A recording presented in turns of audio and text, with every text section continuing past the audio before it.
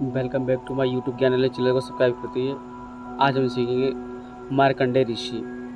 मार्कंडेय एक प्राचीन ऋषि है। मार्कंडेय पुराणों में विशेष रूप से मार्कंडेय और जैमिनी नामक ऋषि के बीच एक संवाद शामिल है और भगवत पुराण में कई अध्ययन इनकी बातचीत और प्रार्थना के लिए समर्पित है। महाभारत में भी उनका उल्लेख है। मार्कंडेय सभी मुख्य धारा की हिंदू परंपराओं के भीतर आदरणीय है।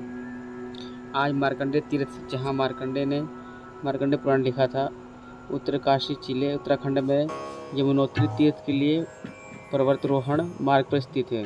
कलंतक शिव द्वारा बचाया गया। 8 दिसंबर 2021 को अपराह्न 12:15 पर तमिलनाडु में कुन्नार के एक किंवदंती इस कहानी से संबंधित है कि कैसे शिव ने यम के रूप में पहचाने जाने वाली मृत्यु के चंगुल से मार्कंडेय की रक्षा की। महर्षि मुकुंद ऋषि और उनकी पत्नी मरुदमती ने शिव की पूजा की और उनसे पुत्र प्राप्त करने का वरदान मांगा। नतीजन उन्हें या तो एक धर्मी पुत्र का विकल्प दिया गया, लेकिन पृथ्वी पर एक छोटा सा जीवन या कम बुद्धि का बच्चा लेकिन लंबे जीवन के साथ मुकुंद ऋषि ने पूर्व को चुना और मार्कंडेय को एक अनुकरणीय पुत्र का आशीर्वाद मिला, जिसकी मृत्यु 16 वर्ष की आयु में हुई थी।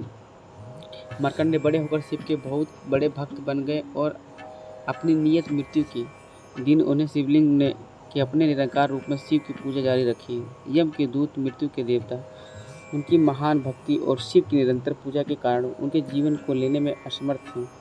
यम तथा मार्कंडेय के जीवन लेने के लिए व्यक्तिगत रूप से आए और युवा ऋषि के गले में अपना फंदा डाल दिया। दुर्घटना या भाग्य से गलती से शिवलिंगम के चारों ओर फंदा लगा गया। उनमें शिव अपने सभी क्रोध में यम पर आक्रमण के कार्य के लिए हमला करते हुए उभरे। युद्ध में यम को मृत्यु की हद तक हराने के बाद शिव ने उन्हें सत्य के साथ पुनर्जीवन किया कि धर्म प्रयाण युवा हमेशा के लिए जीवित रहेगा। इस अधिनियम के लिए शिव को उसके बाद कलंतक मृत्यु का अंत के रूप में भी जाना जाता है। ऐसा कहा जाता है कि यह घटना केथी वाराणसी में गोमती नदी के तट पर हुई थी। इस स्थल पर एक प्राचीन मंदिर मार्कंडेय महादेव मंदिर बना हुआ है। यहाँ वह स्थान है जहाँ गंगा और गोमती नदी का संगम होता है, इसलिए संगम क्षेत्र होने के कारण इसकी पवित्रता बढ़ जाती है।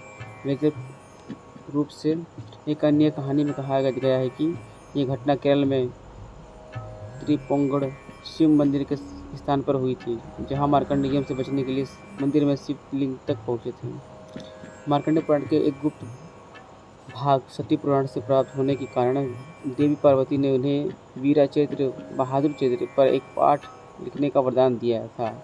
पाठ को दुर्गा सप्तशती के रूप में दिया जाता है, जो मार्कंडेय पुराण में एक मूल्यवान भाग है। इस स्थान को यमकेश्वर नाम से भी जाना जाता है। अनंत जीवन। यह कहानी जो मार्कंडेय के लंबे जीवन से संबंधित है, यह बताती है कि कैसे उन्होंने पिछली दुनिया की मृत्यु के बाद जीवन व्यतीत किया और भगवान विष्णु से ज्ञान प्राप्त करके उसे समाप्त होने से देखा। मार्कंडेय पुराण। मार्कंडेय पुराण का देवी महात्म्य खंड भक्ति शक्ति परंपरा के सबसे महत्वपूर्ण ग्रंथों में से एक है। भागवत पुराण।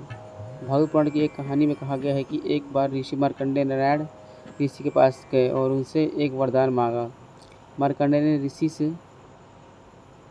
ऋषि नारायण से प्रार्थना की कि वह अपनी मायावी शक्ति या माया दिखाए, क्योंकि ऋषि नारायण सर्वोच्च भगवान नारायण के अवतार हैं। अपनी इच्छा को पूरा करने के लिए भगवान विष्णु एक पत्ते पर तैरते हुए एक बच्चे के रूप में प्रकट हुए और ऋषि को घोषित किया कि वह समय और मृत्यु है।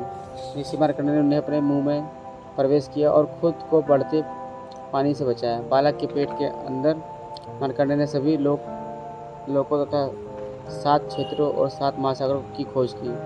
पहाड़ और राज्य सब वहाँ थे, तो सभी जीवित प्राणी थे। मार्कंडेय को समझ नहीं आ रहा था कि इन सब का क्या किया जाए।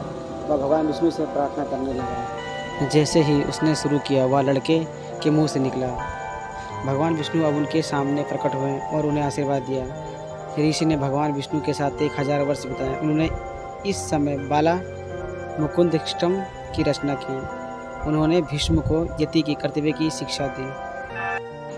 मार्कंडेय ऋषि, जो कि कलयुग में भी चिरंजीवी हैं, और इन्हें ये वरदान मिला है कि ये कलयुग के अंत तक ही विराजमान रहेंगे। इन्हें कलयुग में भी पूजा जाता है। ये शिव के इतने बड़े भक्त थे कि इन्होंने बचपन से ही शिव की आराधना की। Thank you watch my video. ऐसी ही मेरी वीडियो को देखने के लिए चैनल को सब्सक्राइब करते रहिए।